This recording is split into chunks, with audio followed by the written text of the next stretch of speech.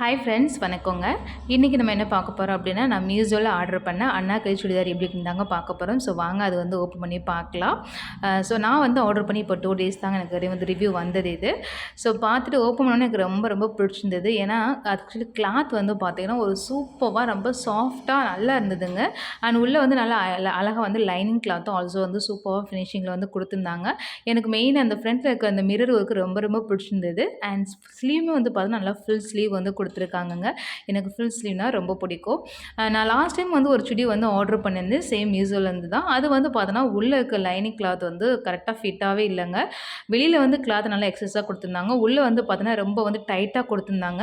நம்ம நார்மலாக ஏதோ பைக்கில் சைக்கிள் ஓட்டும்போது ரொம்ப பின்னி பின்னி விடும் அந்த மாதிரி இருந்தது. ஆனால் இது வந்து பார்த்தோன்னா நல்லா சூப்பராக கம்ஃபர்டபுளாக இருக்குங்க. எனக்கு ரொம்ப ரொம்ப பிடிச்சிருந்தது.